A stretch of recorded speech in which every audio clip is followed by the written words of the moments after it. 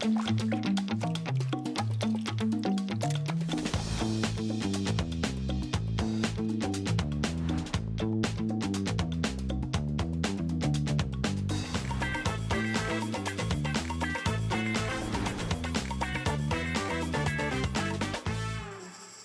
tal?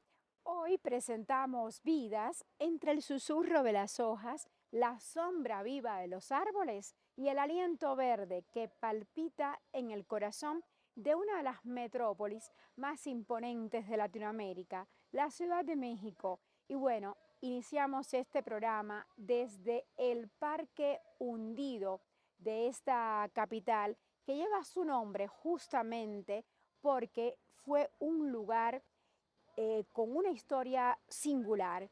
En otro tiempo fue una ladrillera, así como lo escuchan, y cuando la arcilla se agotó, la tierra misma cedió, formando una hondonada natural que terminaría regalándole su nombre popular, el de Parque Hundido. Con el crecimiento moderno de la ciudad y la urbanización, este sitio se transformó en el parque que hoy respira vida, memoria y comunidad. Soy Aisa García y quiero que me acompañen en este recorrido fascinante por las expresiones artísticas que dan color y sentido al mundo. Pero antes, descubramos juntos las noticias más relevantes de la semana. La cantante colombiana Shakira hizo historia en la Ciudad de México al reunir a más de 400.000 personas en un masivo concierto en el Zócalo. Con un lleno absoluto, la artista rompió el récord de asistencia previo, superando la marca de los 300.000 espectadores que ostentaba la agrupación Los Fabulosos Cadillacs desde 2023. Visiblemente emocionada, la intérprete de Loba calificó el encuentro como un sueño poético, agradeciendo la fidelidad de sus seguidores. Esta presentación marcó su regreso triunfal al principal espacio público del país tras casi 2 décadas de su primera actuación en la emblemática Plaza Mexicana. El espectáculo sirvió como broche de oro para una exitosa gira de 30 conciertos por suelo azteca, iniciada en marzo de 2025. Además de la capital, la compositora recorrió ciudades como Querétaro, Guadalupe, Puebla y Veracruz, consolidando su impacto cultural y musical en toda la región. La Feria Internacional del Libro Infantil y Juvenil Aztlán anuncia su esperada segunda edición, que se realizará del 13 al 22 de marzo en el Parque Aztlán de la Ciudad de México, ubicado en la segunda sección del bosque de Chapultepec. El evento busca fomentar la lectura en niñas, niños y jóvenes a través de un concepto único que integra una feria literaria dentro de un parque de diversiones. La programación cultural incluirá conciertos, talleres creativos, teatro y presentaciones de libros con autores. Este año, la Unión Europea participa como invitada de honor, ofreciendo actividades de intercambio cultural con diversos países del continente. La edición pasada demostró el gran interés de las familias por este modelo, que convierte el acceso a los libros en una experiencia lúdica y atrayente. Este innovador formato, que combina la literatura con la diversión de un parque de atracciones, busca ser un referente en el calendario cultural de la capital.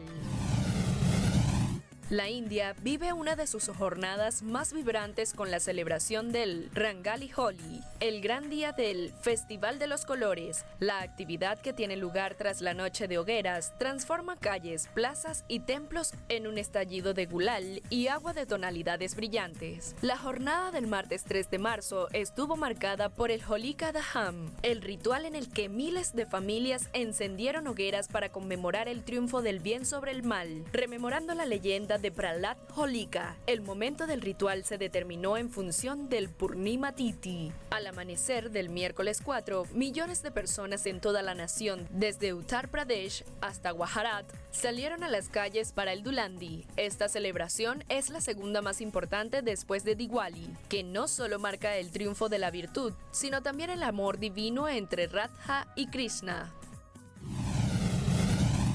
Más allá de la gala, los premios Goya 2026 se transformaron en una plataforma de denuncia global. Durante esta 40ª edición, el cine iberoamericano alzó la voz para condenar el genocidio en Gaza y repudiar los recientes ataques contra Irán.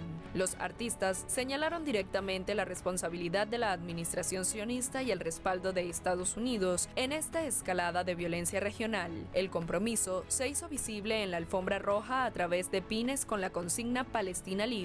Figuras como Miki Esparvé y Carlos Cuevas defendieron que la cultura debe actuar como altavoz frente a las atrocidades, rechazando la neutralidad ante una crisis humanitaria que no se detiene y que exige acciones inmediatas para visibilizar los crímenes en territorio palestino. La jornada también sirvió para cuestionar la pasividad de la comunidad internacional. Cineastas como Daniel Guzmán y Hernán Sin denunciaron la expansión de las agresiones hacia suelo iraní, calificándolas como un infanticidio y una estrategia de control hegemónico. Los creadores alertaron sobre el uso del poder mediático para normalizar un genocidio que ocurre frente a los ojos del mundo.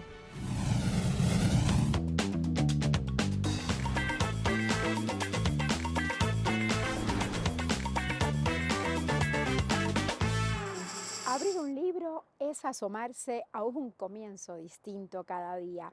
Más que entretenimiento, las páginas de un libro pueden convertirse en maestras silenciosas porque nos dejan aprendizajes duraderos.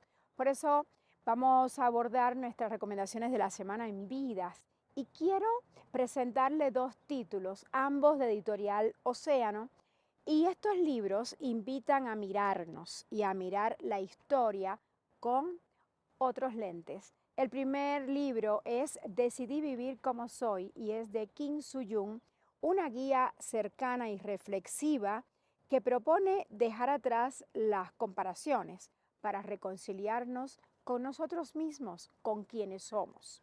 El segundo volumen se titula Yo, Sor Juana, y lo escribió Pedro J. Fernández. Se trata de una obra que revive la vida y la voz de Sor Juana Inés de la Cruz, destacando la valentía con la que esta poetisa desafió las normas de su época a través de sus letras, a través de su palabra. Dos lecturas distintas, pero unidas por un mismo hilo, el de inspirarnos a pensar, a sentir y, claro, a crecer. Recuerde que nuestra cuenta es @vidastelesur, tanto en X como en Instagram, y bueno, está abierta para sus opiniones y recomendaciones.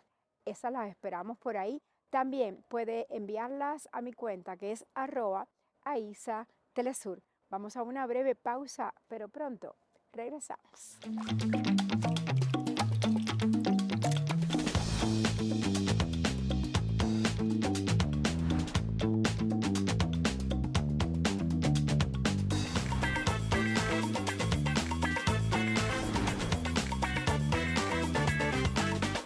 Ahora vamos hasta Venezuela para conocer qué es la librería mediática, pero yo les adelanto que se trata de un espacio sin estantes que más bien viaja por la radio, la televisión y las redes para llevar la lectura a todos los rincones del mundo. Se trata de una campaña que no solo busca visibilizar libros, sino también fomentar y hacer crecer el importantísimo hábito de la lectura entre todos aquellos que quieren mejorar su capacidad intelectual. Y bueno, vamos a ver de qué se trata. Es la historia que sigue. Una niña que miraba los libros con asombro descubrió que su mayor placer era conversar lo leído. La librería mediática no nace de un formato televisivo, sino de esa vocación temprana. No es un producto, es una extensión de quien siempre creyó que leer es también escuchar, preguntar y encontrarse con el otro. La librería mediática, yo creo que yo siempre la tuve en la cabeza, porque toda la vida estuve alrededor de los libros. El misterio de la lectura siempre me llamó la atención. Y a medida que pasaban los años, me daba cuenta que me era placentero hablar de esos libros con otras personas. Y ya siendo adulta, pensé que una buena orientación del estudio del periodismo era la divulgación de la fuente editorial. Y empecé a preguntarme qué le gustaba a la gente, qué hacía que la gente se acercara a los libros. María Alcira entendió que los libros no están separados de la vida, están en la calle, en la música, en lo que duele y lo que alegra. La librería mediática es ese puente tendido entre lo que se vive y lo que se lee. Es el resultado de haber escuchado durante años a niños, jóvenes y padres de preguntarles qué les gusta, qué buscan, qué los acerca a la lectura. Y con un grupo de niños, jóvenes y sus padres, desarrollé un método que se llama medios de comunicación y lectura. Fue una investigación cualitativa. Y me di cuenta de que mientras más relacionabas lo que estaba fuera de los libros con los libros, te dabas cuenta que los libros daban para todo. Y a partir de ahí me pareció que podía hacerse un programa en el que se relacionara todo con libros, y ahí surgió la librería mediática. La clave es adaptarse al libro, no someterlo. La librería mediática demuestra que hay más personas interesadas en leer de lo que el mundo cree y que lo sensible también tiene cabida en la pantalla.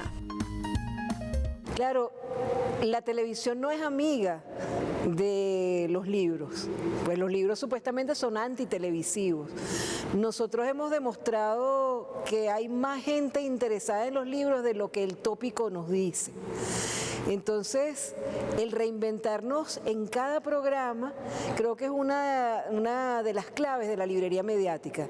No tener un esquema cerrado, adaptarnos al libro y no el libro a nosotros, ser una especie de camaleones que van rondando los temas y los invitados, los sitios donde se hace la librería mediática, para hacer realmente una librería. La librería tiene de todo para todos, y creo que ese es el hito de un buen programa de libros para la televisión.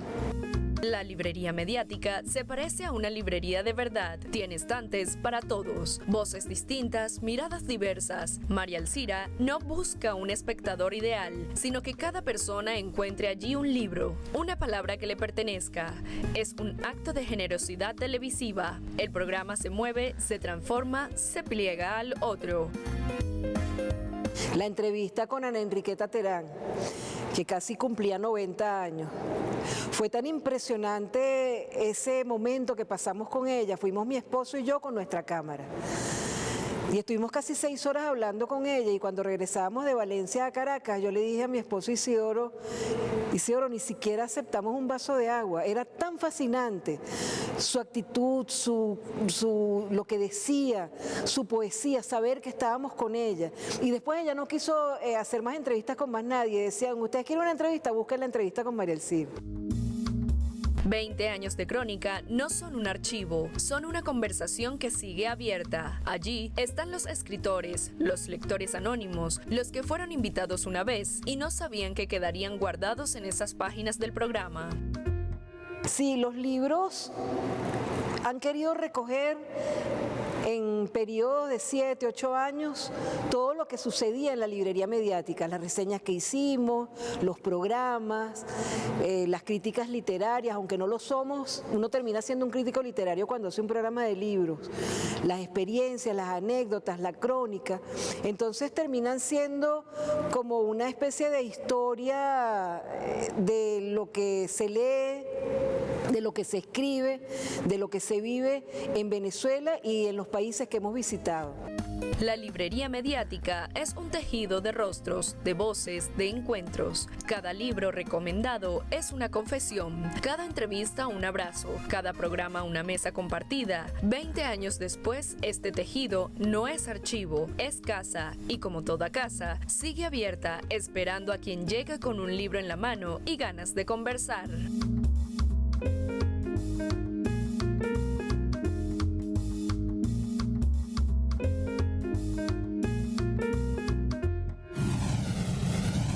Quiero contarles que el Parque Hundido, donde estamos, destaca no solo por el desnivel que tiene de su piso con la calle principal, sino también por estas esculturas prehispánicas dispuestas a lo largo de 6 rutas temáticas, señaladas con líneas, lo cual hace que un recorrido por este lugar se convierta en circuito cultural, porque está inspirado en diversas civilizaciones mesoamericanas. Dicho esto, les propongo hacer una breve pausa, pero quédese con nosotros, porque aún hay mucho más que descubrir en Vidas.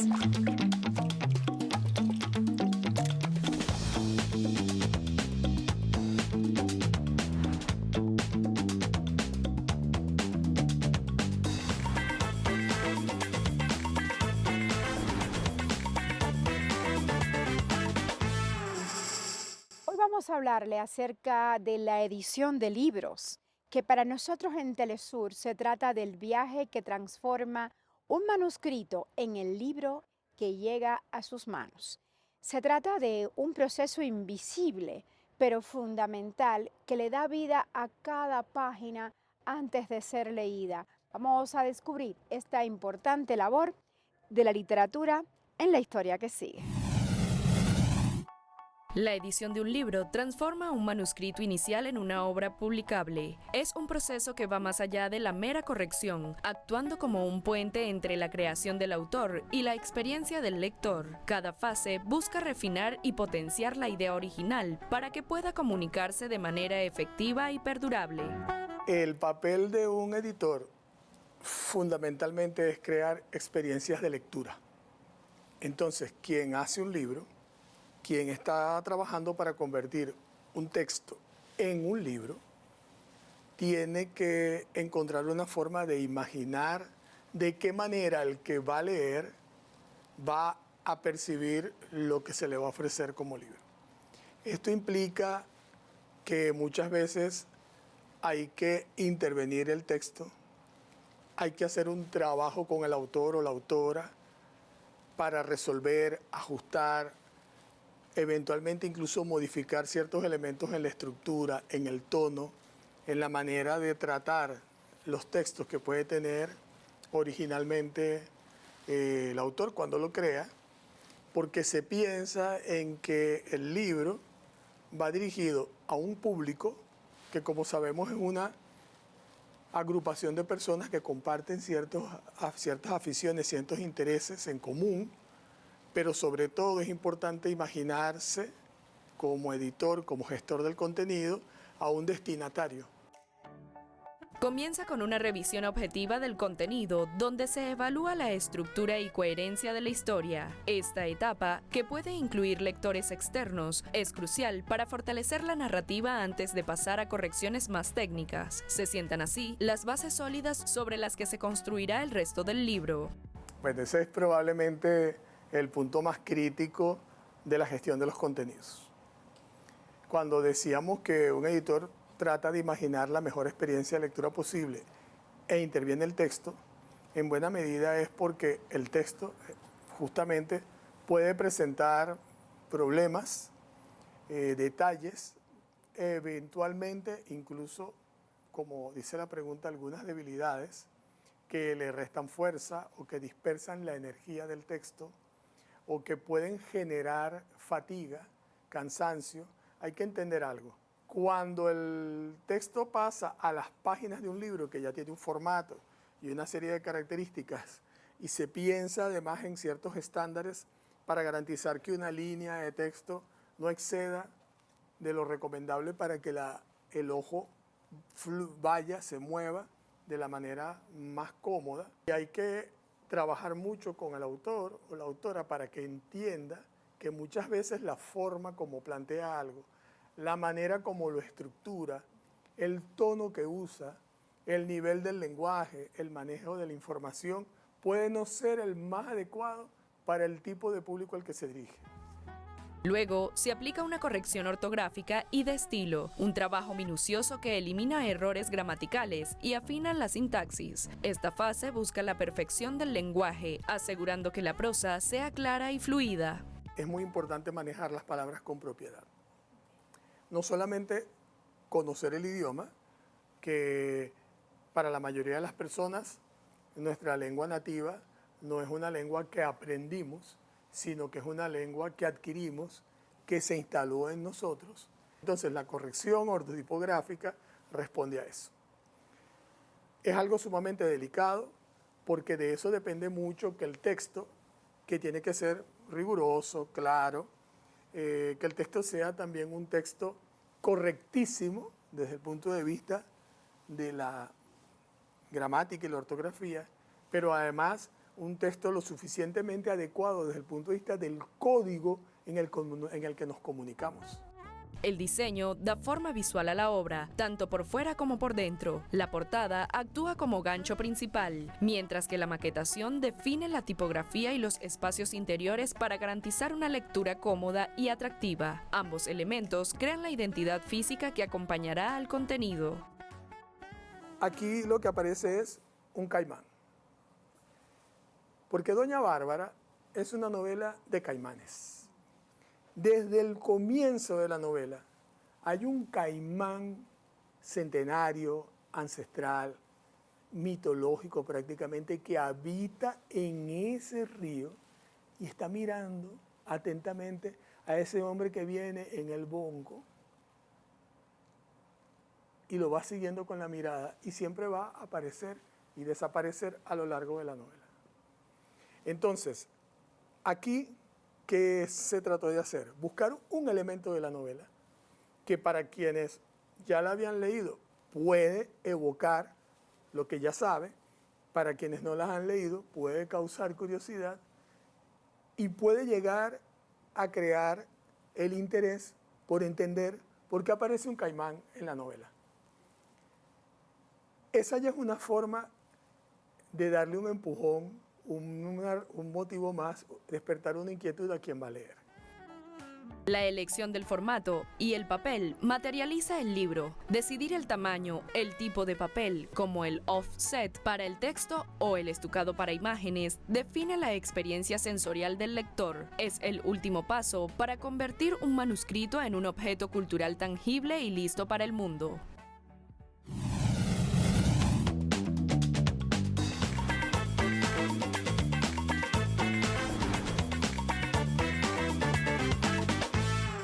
Lo que sigue en Vidas es el espacio donde las personas experimentadas en hacer arte nos cuentan cómo llegaron a encontrar ese momento en que dicen, sí sé, aunque quiero aprender más.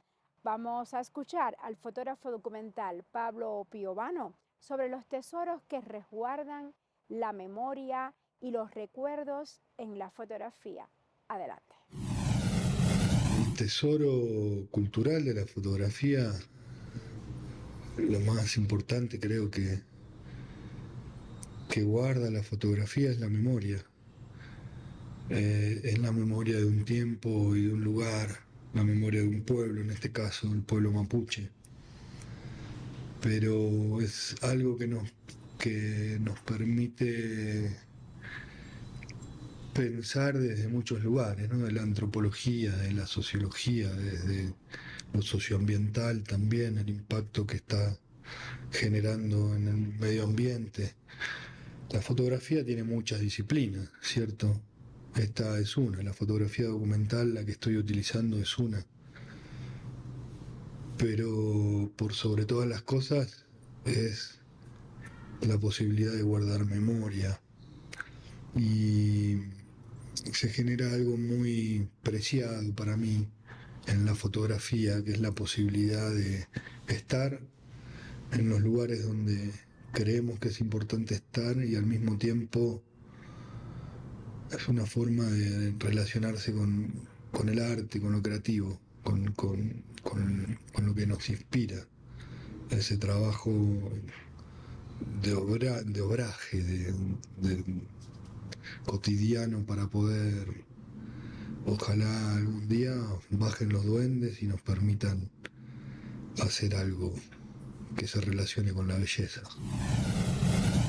Antes de concluir nuestra cita semanal, quiero agradecerle por su leal compañía. Y bueno, también me gustaría que respondieran a la pregunta de la semana y es, ¿quién es su artista visual favorito? Puede ser de cualquier época o nacionalidad, pero bueno, la respuesta la espero en @vidastelesur, es nuestra cuenta oficial, tanto en X como en Instagram. Puede también enviar su respuesta a mi cuenta, que es @isatelesur. Yo estaré leyendo para poder interactuar con cada uno de ustedes. Y bueno, ahora sí vamos a cerrar nuestra edición y es con la canción Acidito de Cecilia Todd. Soy Aisa García y me despido deseándole una semana llena de arte, pasión, naturaleza y por supuesto mucha buena vibra. Chao.